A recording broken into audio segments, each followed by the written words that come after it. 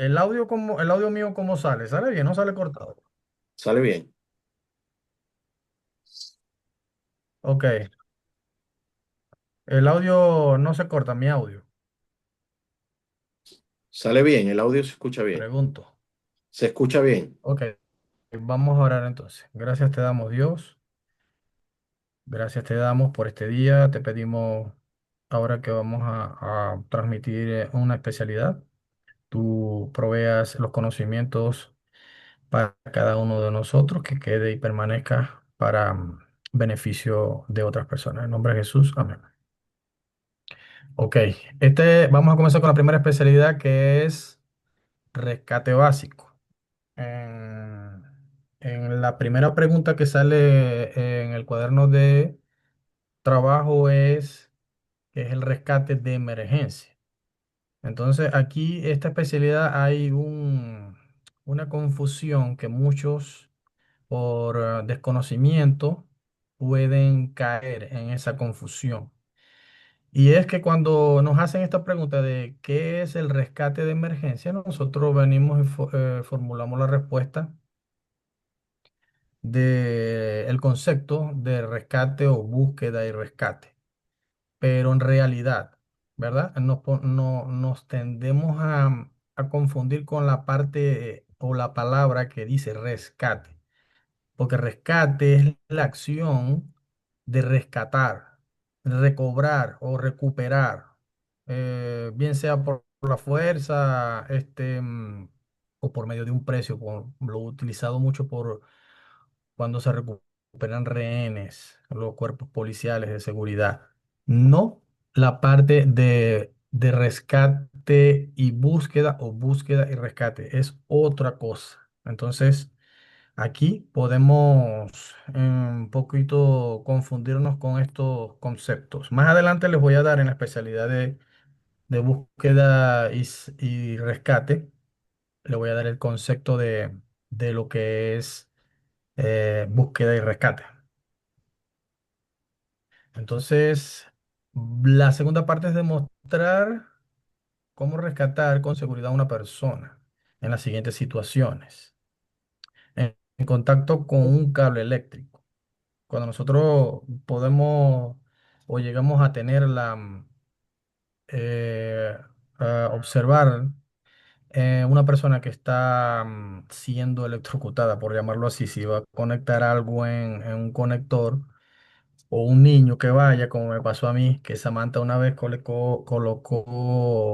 le di la llave de mi carro y ella estaba chiquita y ella fue y la metió en un conector. Estábamos en un lugar público, no recuerdo dónde. Y yo estaba entretenido con el teléfono y ella fue y lo colocó en el conector del enchufe de corriente. Entonces nosotros cuando tengamos una situación como esta, claro, es una emergencia, ¿no? Si nosotros debemos tener conocimiento de que si nosotros tocamos la persona que está electrificándose, esa corriente, esa electrificación se nos va a transmitir a nosotros, porque nos va a hacer tierra y nos va a dar a nosotros y más duro. Entonces, lo que debemos hacer es buscar, claro, son cuestiones de segundo que uno no piensa. Yo por lo menos yo esa mata la agarré y la quité. Fue cosa rápida porque yo vi cuando ya lo estaba haciendo. Y en el momento que lo hizo, ya yo estaba encima de ella sacándola. No sé si le dio o no, porque estaba muy pequeña, ella me miró, se asustó. Pero lo importante es buscar un objeto que nos haga la barrera y no nos pueda transmitir la electricidad a nosotros. Puede ser algo que no sea metal, plástico, madera, cualquier cosa. Y si lo vamos a tocar, tiene que ser con un impulso fuerte para que cuando en el momento que haga el contacto físico, la persona salga disparada por un lado y pueda soltar el objeto que le está transmitiendo la electricidad. Entonces eso es muy importante que lo sepamos, lo conozcamos. Y bueno, si una vez que lo despeguemos y vemos que la persona necesita primeros auxilios, hay que aplicar los primeros auxilios. La otra sería un ambiente lleno de humo. Más bien, ¿cómo pudiéramos nosotros salir de esta situación? O ayudar a otros, pero ayudar a otros es un poco más complicado porque primero tenemos que, si nosotros estamos involucrados en una situación, un cuarto donde se llena de humo repentinamente, humo tóxico de algún incendio, primero tenemos que llevar nuestro cuerpo al piso, tratar de salir lo más bajo posible a medida que vaya llenándose la habitación de humo, porque va a llegar un momento que la va a cubrir toda, pero siempre va a quedar un pequeño espacio debajo, pegado muy al suelo, donde nosotros podemos agarrar un poco de aire no contaminado con el humo. Y bueno, gatear a esa altura, buscar la salida. Si conocemos el lugar, bueno, se nos hace más fácil. Si no, debemos ir palpando, buscando la salida de emergencia o escuchando dónde, o tratar de ver si la salida de emergencia tiene la alumbrado de salida de emergencia. ¿Cómo podemos ayudar a alguien si no estamos solos en esa habitación? Bueno, tendremos que dar indicaciones, utilizar nuestra voz, empezar a gritar por acá para que la gente nos siga a nosotros, si tenemos el conocimiento de cómo hacerlo.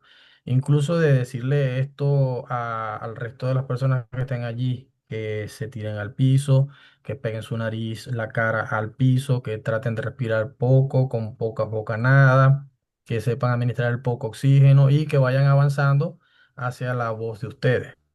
Esa sería la única forma de nosotros poder sobrevivir a una situación como esa.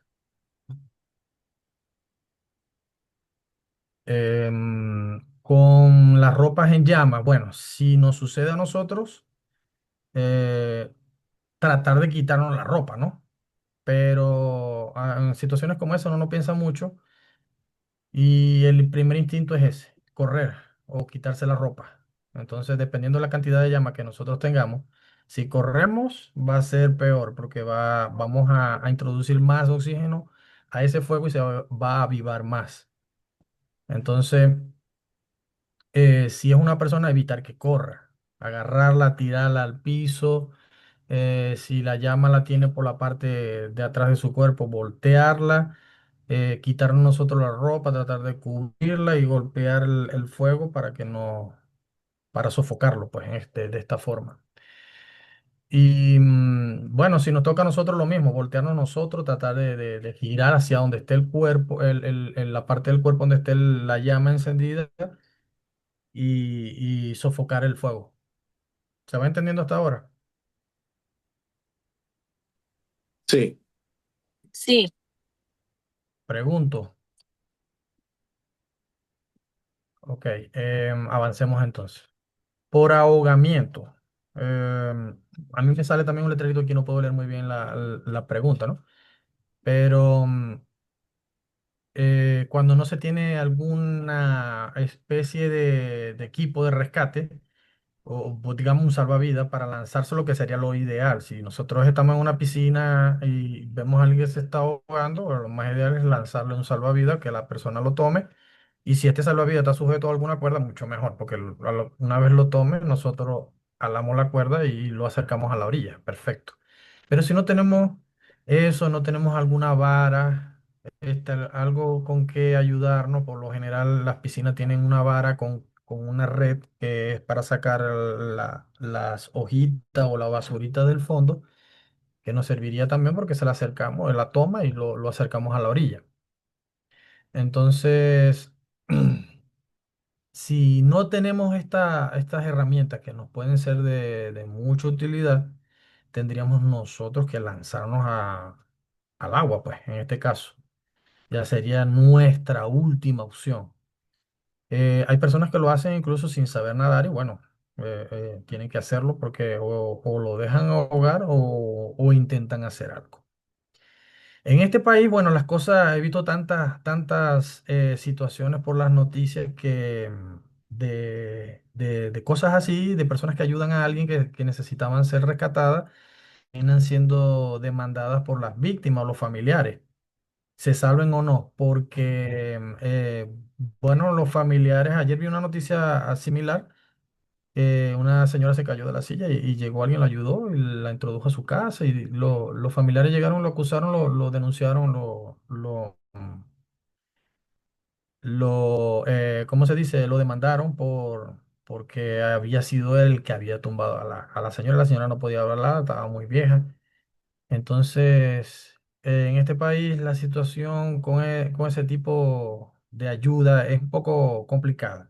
Lo más recomendable se dice que es que uno debe preguntar a la persona si necesita ayuda, pero hay situaciones que como que la pregunta es tonta, porque si tú la estás viendo que se está ahogando, como, o sea, le vas a preguntar y con qué ánimo te va a responder. Entonces, pero eso, bueno, hay que tenerlo en cuenta. Más que todo eso nos lo enseñan en primeros auxilios cuando hagan el taller en los bomberos, ahí le van a decir. Pero hay veces que de verdad no se puede. Una de las recomendaciones que yo vi ayer en ese video es que, bueno, que hay que grabar todo lo que uno hace. Y me pareció buena esa recomendación porque para evitar estas situaciones de las demandas, bueno, sería ideal que uno grabe, será con su teléfono, que todos tenemos un teléfono y todos los teléfonos graban. Con el tema del agua, bueno, hay una técnica para sacar a alguna persona que se esté ahogando.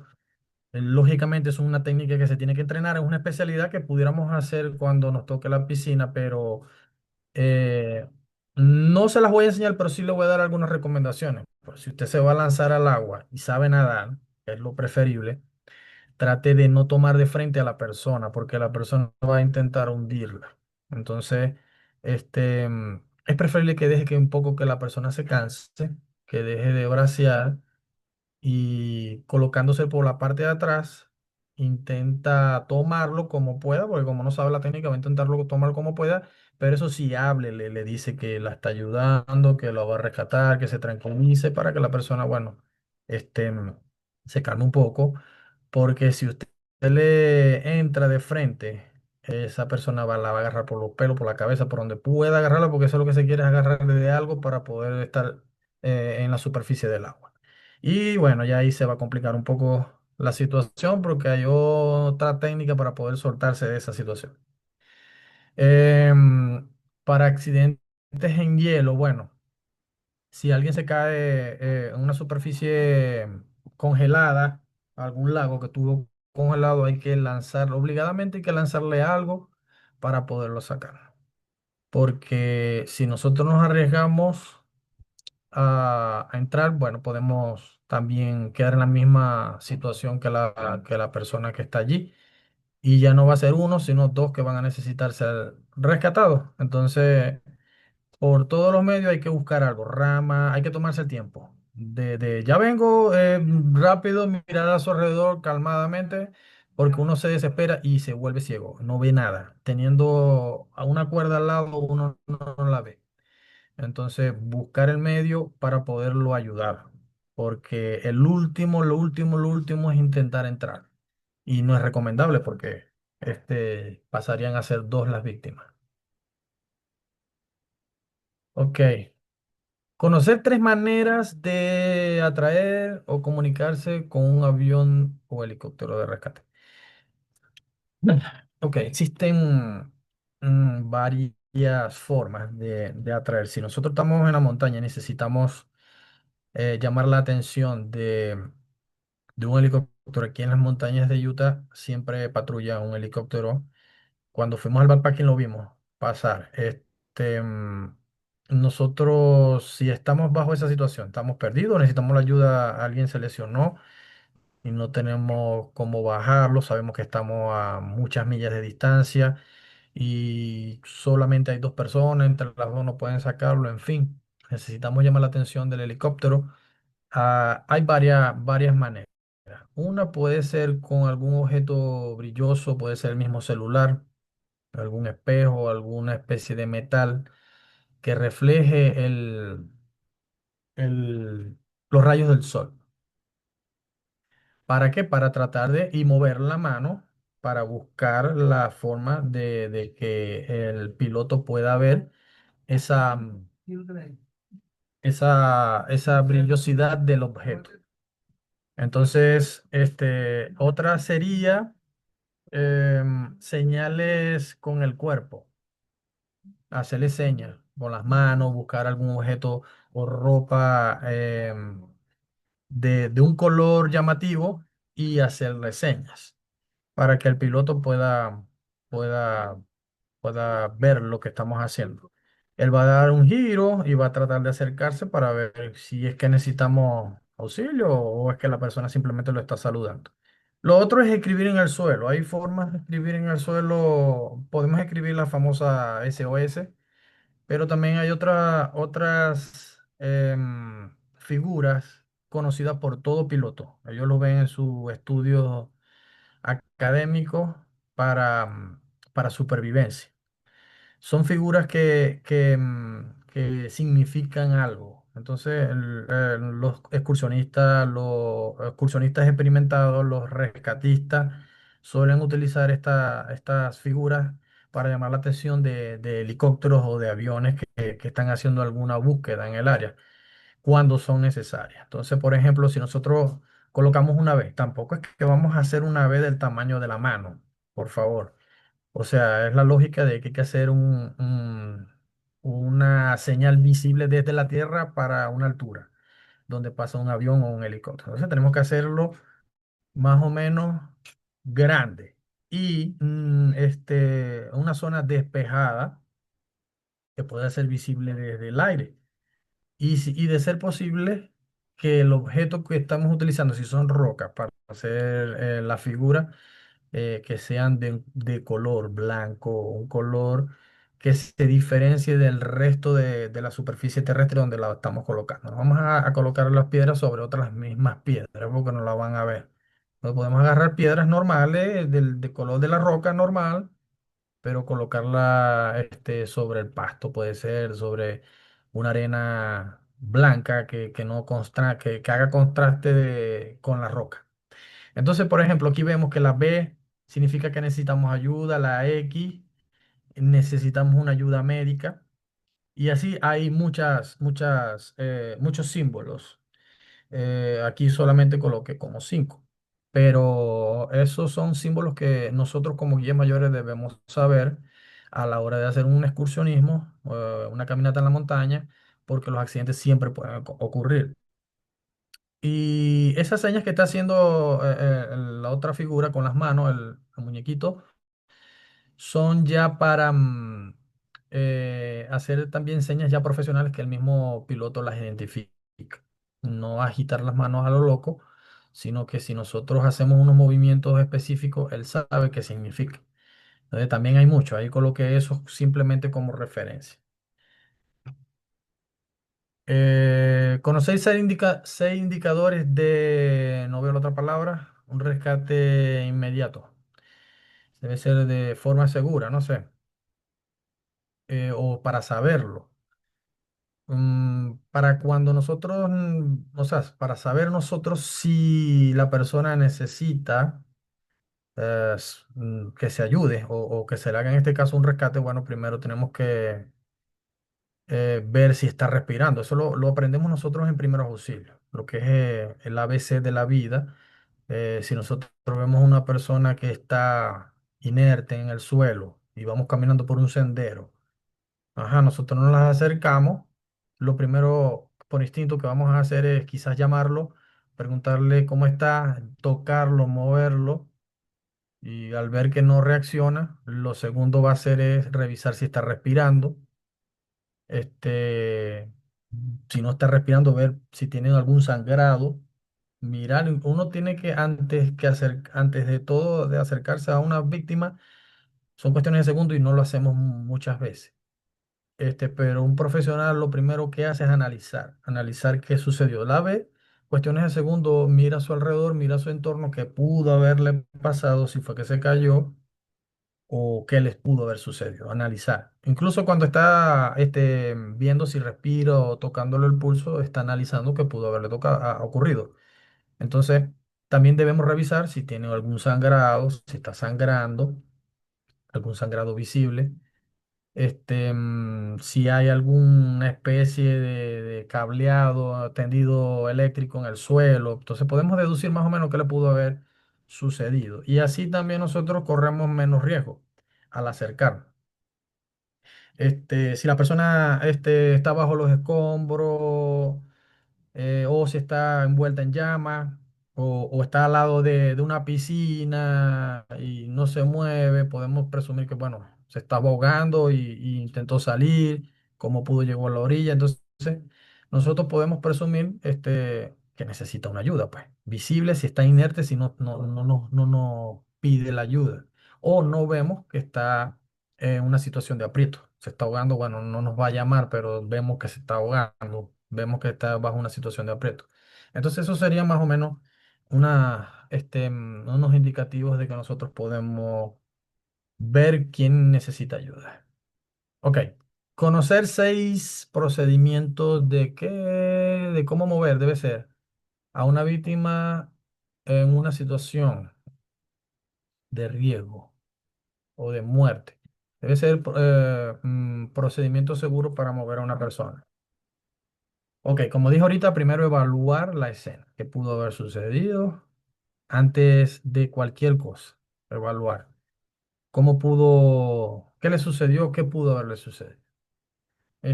Asegurarse de que se puede hacer un rescate. O sea, una vez que analicemos, podemos ver, bueno, si me puedo acercar yo, si puedo intentar ayudarlo o corro riesgo, porque si corro riesgo o tengo que buscar la manera de minimizar ese riesgo o de cortar ese riesgo para poderle extender la ayuda. Una vez que ya yo me puedo acercar, bueno, evaluar los signos vitales, está respirando, tiene pulso. Entonces, dependiendo de lo que yo encuentre, si no tiene signos vitales, si no está respirando, entonces procedemos a hacer lo que tengamos que hacer, si por lo menos tiene pulso, pero dejó de respirar. ¿Qué hacemos? Bueno, vamos a verificar por qué no está respirando. Debe ser que tiene una obstrucción en las vías respiratorias. Y si no la tiene, vamos a proceder a darle solamente insuflación. Pero si no está ni respirando ni tiene pulso, entonces ahí podemos aplicar un RCP. Una vez que veamos lo que tiene, si no tiene sangrado, si no lo vemos en una posición anormal que pudiera considerarse que pueda tener múltiples fracturas, procedemos a movilizar. Y para inmovilizar tenemos que tener las herramientas indicadas. Y si no la tenemos, tenemos que improvisarla, buscar pedazos de algo para improvisar férulas, o si tenemos férulas. Nosotros como guía mayores tenemos que tener, ojalá Dios mediante podamos hacerlo este año, un maletín de primeros auxilios con férulas inflables para casos como este. Porque eso de estar buscando ramitas o sea, es la última opción que uno debe hacer. No resulta siempre, porque a veces estamos en la naturaleza y va alguien y busca la ramita, pero busca la más seca, la más podrida, porque es la que se encuentra. No vamos a conseguir una buena, verde, porque todavía la verde no debe caer al suelo. Ok, continuamos. Si se deben utilizar los espectadores, es esencial que sean informados. Ok, si nosotros estamos en la calle y vemos, por ejemplo, a alguien que fue arrollado, siempre, bueno, no sé cómo es aquí, porque yo no he visto un arrollado, pero en mi país son unos brolleros. Los primeros que se meten son ellos y todo el mundo sabe hacer algo. Entonces tú empiezas a ayudar a la persona y te empiezan a corregir. Oye, pero eso no, oye, pero aquello, mira. Entonces uno debe tratar de controlar esa situación y de pedirle a las personas que se alejen un poco. Siempre el que es el más curioso, el más metiche, ese es el que hay que utilizarlo de ayudante. Ven acá, tú, ayúdame. Manténme esas personas separadas de aquí, alejadas un poco. Diles que se alejen para que la persona pueda respirar, y así puedes utilizar a los mirones de ayudante para poder solventar una buena situación y sacar buenos resultados. Ok, si usted sospecha una lesión de columna, no mueva a la persona, lógicamente.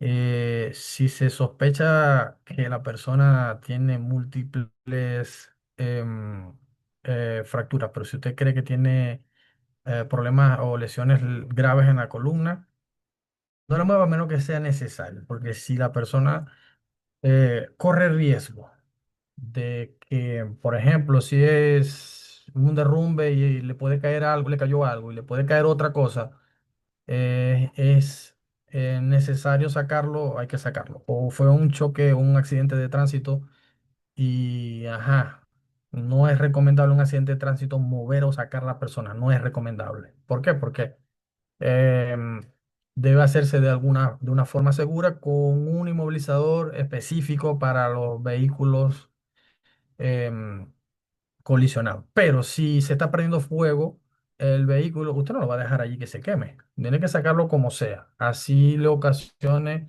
mayores lesiones. Entonces, claro, en este país la situación es difícil. Si se comienza a prender fuego, hay que tratar de minimizar o de extinguir el fuego.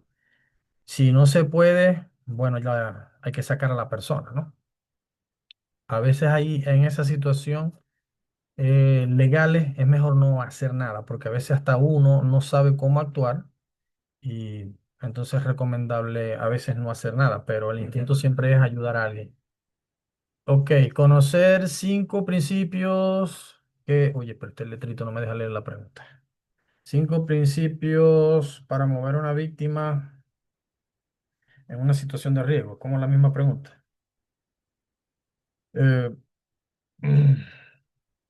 sí, creo que es la misma pregunta, la misma respuesta. Antes de moverla, un escenario se debe estabilizar. Más o menos lo que yo dije, casi lo mismo. ¿Preguntas hasta ahora? ¿O estoy hablando solo? ¿Se durmieron? No, estamos ¿Están prestando allí? atención. No, todo claro, todo claro. Ok. Qué bueno. Vamos ahora a ver. Déjame. No sé si alguien me ayuda a leer la pregunta, porque a mí no me sale, a mí me sale un letrerito en la pregunta y no la puedo leer. Igualmente a todos nos sale el mismo letrero, no Igual, podemos William. leerla. Sí. Sí, Mm, qué problema. Ya va. Ok, Un yo la estoy momentito. deduciendo, ¿no? Pero yo Pero aquí. no tengo esa guía no la tengo. Yo ahorita voy a buscar es la La otra sí la pregunta tengo. dice, Conocer la manera apropiada. la pregunta dice, conocer la manera apropiada de ayudar a una víctima en Ok, peligro en las siguientes situaciones. en las, en las siguientes situaciones. Ok, ¿cómo, mm, cómo movilizar? No inmovilizar, movilizar de forma segura. Ok, aquí es cuando la podemos arrastrar. ¿Será? No entiendo la pregunta aquí. Déjame buscar la pregunta bien aquí. Por las imágenes deduzco. Sí, ahí dice, guiar Porque a la víctima. O hay sea, alguna es forma. como la va a movilizar uno. ¿De qué manera la va a movilizar? Ahí sale el arrastre. No, ese cómo la Y va a mover. ¿Cómo la va a mover? ¿Cómo? Si está por lo menos, si está en el suelo, como vemos en la primera imagen, si está en el suelo, bueno, la podemos colocar como sentada y la tomamos por debajo de los brazos y la tiramos así y en esa misma posición la arrastramos sentada hacia un lugar seguro, porque eso es para moverla en caso de que sea necesario moverla hacia un lugar seguro, porque corre riesgo, está al lado de un carro que se está incendiando, entonces yo necesito a aplicarle los primeros auxilios y no puedo hacerlo bajo esas condiciones de riesgo. Entonces yo tengo que movilizarla hacia un lugar seguro, hacia un área donde yo esté seguro y la víctima esté seguro. Entonces, una es esa, como vemos en la imagen de arriba, está sentada y la arrastramos así sentada. La otra es que agarramos a la persona, le amarramos los brazos con algo, con algún pañuelo o un suéter, y nosotros nos introducimos por allí y como ramplando, caminando tipo lagarto, la vamos movilizando. Eso ya se utiliza más en situaciones donde hay espacio confinado, por ejemplo, que una persona quedó atrapada debajo de algo, un accidente, no sé, entre camiones grandes, la persona está debajo de algo, pero no está aprisionada. Entonces yo tengo que meterme por allí y esa sería como que una forma para poderla sacar. Porque tirarla es difícil porque tú la vas a tirar, tú también estás bajo la misma situación que estás en el piso. Entonces no tienes como que mucho espacio para levantarte ni levantar tampoco a la víctima. Entonces esas serían las formas. Todas estas formas son prácticas y nosotros las vamos a practicar cuando tengamos la oportunidad en alguna actividad al aire libre. Igualmente, bueno, está la técnica que pueden colocársela tipo el soldado en los hombros. Es una técnica, imaginándonos que la persona no está colaborando, o sea, la persona está desmayada, está totalmente ida y está en el suelo. Entonces nosotros tenemos que hacer esa técnica y bueno, como vemos en la imagen, yo no se las puedo explicar, tengo que enseñárselo personalmente. Y la otra, bueno, la persona sí puede caminar, está coja, no sé, y bueno, le pasamos un brazo por nuestro hombro y la ayudamos a que se movilice. Pero estas técnicas las vamos a hacer luego. Igual en una silla, si nosotros tenemos una silla cerca, podemos sentar a la persona y entre dos, uno se coloca en la parte de adelante, le agarra las patas delanteras a la silla y el otro agarra el espaldar de la silla y la pueden movilizar. Haciendo una especie de silla entre dos personas, uniendo los brazos, podemos hacerlo eso si la persona está consciente y puede moverse. Nosotros le pedimos a la persona que se siente allí entre nuestros brazos así sujetados, como vemos las cuatro manos, y la persona le pasa sus brazos alrededor a las dos personas, se sujeta y las dos personas la pueden sacar de allí. Y la otra es como se ve allí. Uno lo toma por los pies, el otro lo toma por debajo de los brazos y la moviliza. Eso es para sacarla de alguna situación de peligro. Vuelvo y repito. Otra, bueno, podemos colocar una especie de sábana y arrastrar la sábana. Lógicamente nos traemos también a la víctima. Entre tres personas también podemos levantar a una persona sujetándola como la vemos en la segunda imagen. Y ya la cuarta es cómo introducirla en una camilla entre cuatro personas. Todas estas formas las vamos a practicar nosotros. Ok, la otra es cómo hacer o improvisar una camilla. También lo vamos a ver con cinturones, con cuerda, con chamarra, sudadera, suéter, franela, como le llamen, o con una cuerda larga. Estaba tratando de colocar una imagen allí cuando le di esta especialidad a los conquistadores, hicimos esa camilla con cuerda. Entonces, eso también se puede hacer con una cuerda. Y debemos, como guías mayores, debemos por lo menos aprenderlo a hacer y de vez en cuando practicarlo para que no se nos olvide. Porque en el momento que nosotros lo necesitemos, ya sabemos hacerlo. Ok, ok, cumplir con los siguientes requisitos. Atar por lo menos tres nudos para unir cuerdas. Eh, Aquí los nudos para unir cuerdas, muchos utilizan cualquiera, pero no cualquiera es recomendable. Entonces, aquí vemos a mano izquierda el primero es el pescador, el del centro es el llano, el tercero, ese parece las de guía, parece las de guía, o el vuelta escota. Y el margarita es el que está debajo. Entonces, el margarita no se utiliza para unir la cuerda, sino para cortarla. Los tres de arriba sí son para unirla. Se pueden utilizar para unirla, pero el recomendable es el pescador, que es el primero. Entonces, yo soy de los que cuando enseño algo, enseño solamente una sola forma. Hay personas que enseñan muchas formas de hacer los nudos y a la hora de hacerlo no se acuerdan ninguna, porque son tantas que el cerebro se colapsó y no pueden recordar ninguna. Entonces, si nosotros aprendemos una sola forma, esa es la que vamos a recordar siempre, porque es una sola opción que tenemos en el cerebro. Pero eso lo vamos a aprender después, con la especialidad de nudos vamos a practicar. Atar un nudo para colgar alrededor, ese sería el haz de guía sobre la cintura, el que GCB es experta haciendo. Cuando se cayó por la ladera en la caminata. Gracias por recordar. Y vamos a hacer enrollar y arrojar con precisión una cuerda liviana y una pesada de 15 metros. Eso es lo que nos pide el requisito. Esto lo vemos nosotros en la especialidad de rappel. La especialidad de rappel la vamos a dar, ya la dimos, pero nada más fueron como tres o cuatro. Vamos a volverla a dar cuando nos entre el verano nuevamente y allí vamos a hacer esa práctica de cómo enrollar una cuerda, como vemos allí la primera imagen, cómo está enrollada, y en la segunda imagen, cómo se arroja. Ok, pasos que deben seguirse para informar que una persona está eh, desaparecida, debe ser. Entonces, ¿cómo nosotros manejamos una situación ante el 911 cuando vamos a informar sobre una persona desaparecida? Bueno, la denuncia debe ser presentada lo antes posible vía telefónica.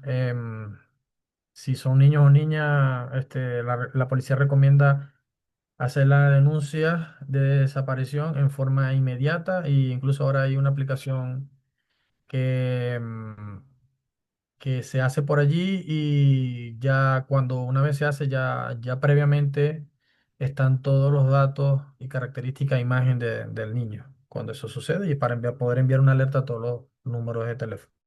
Pero cuando nosotros llamamos al 911 lo primero que tenemos es que calmarnos si tenemos nosotros la emergencia o vamos a anunciar una emergencia cercana o que estamos observando, tomar calma para poder describir lo que está sucediendo y poder responder las preguntas que nos va a hacer el operador. ¿Qué información necesitaríamos informar sobre la desaparición de alguna persona? Bueno, primero, si sabemos el nombre de la persona extraviada, dónde se extravió, lugar, hora, circunstancia bajo la que se extravió, característica física, color de piel, color de cabello, estatura aproximada, cómo estaba vestida al momento de que se desapareció, si iba en un vehículo, hacia dónde iba, dónde fue la dirección exacta, si tiene alguna marca visible como tatuajes, si tiene alguna discapacidad, enfermedad. Este, mm, Primero, antes que todo, preguntar a los amigos, familiares si lo han visto. Entonces, esa información más que todo siempre la solicita el operador, pero debemos conocerla, porque si hacemos la llamada, me llamaron, vamos, mira, fulano se desapareció y yo voy a reportarlo, pero el que me informó que se desapareció no me dijo nada. Entonces, yo no sé nada sobre la persona que se desapareció, no puedo darle esa información al operador. ¿Cómo deben ser conducidas? eh, Cuando alguien se perdió en un área boscosa, deben ser conducidas? Debe ser la ¿Cómo deben ser búsqueda y conducidas rescate. las búsquedas de alguien perdido en un Una área que rocosa o desértica?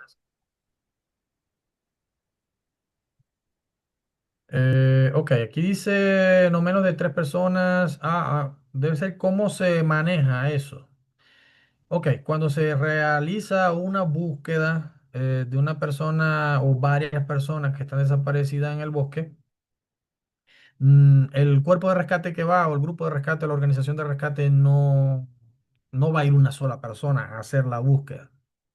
Si van personas, para empezar, si van personas mínimo van a ir tres, o cinco idealmente, pues. Pero por lo general siempre utilizan medios o tecnología mecánica, drones, helicópteros, aviones porque es más rápido. Pero a veces, según las circunstancias, la accesibilidad al lugar, mandan una cuadrilla de búsqueda y rescate, tres, cinco personas, seis, dependiendo la necesidad, y para que puedan llevar el equipo necesario. Y siempre se compone de un jefe de operaciones o el que está encargado de la misión. Necesariamente no tiene que ser el guía, a veces el mismo jefe de operaciones es el guía porque conoce el área, pero a veces se busca un guía em, experto en la zona. Por ejemplo, yo hablo por la experiencia que nosotros vivimos cada vez que íbamos a hacer una búsqueda, algún rescate en una montaña. Siempre pedíamos la colaboración de los indígenas de la zona. Si era en el Amazonas, pedíamos algún peón de que nos llevara, porque ellos son los que conocen el área. o alguna sierra, la Sierra de Perijá, y también hay indígenas, y nosotros le pedíamos a ellos que nos llevaran hacia donde nosotros íbamos, que no conocíamos el lugar. Debe haber un técnico en emergencia hospitalaria. Lo ideal es que todos tengan conocimiento en primeros auxilios, pero siempre debe haber un técnico de emergencia hospitalaria de forma certificada. En este país eso es obligatorio para, para que estén en el equipo. Alguien encargado de la logística y alguien encargado de las comunicaciones. Por lo general es siempre así, dependiendo de la misión. Ok.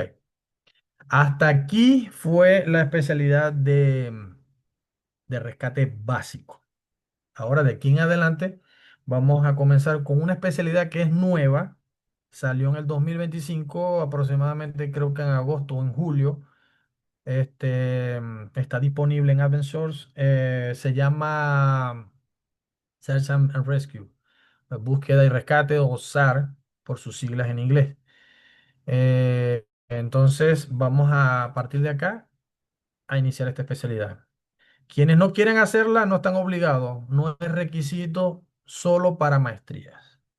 Aclaro eso. La de rescate básico sí era requisito para los Master Guide y la de tarjetas agrupadas. Entonces, lógicamente O, también sirve la de rescate básico para la maestría de recreación. ok, Willy, ¿cómo maestro?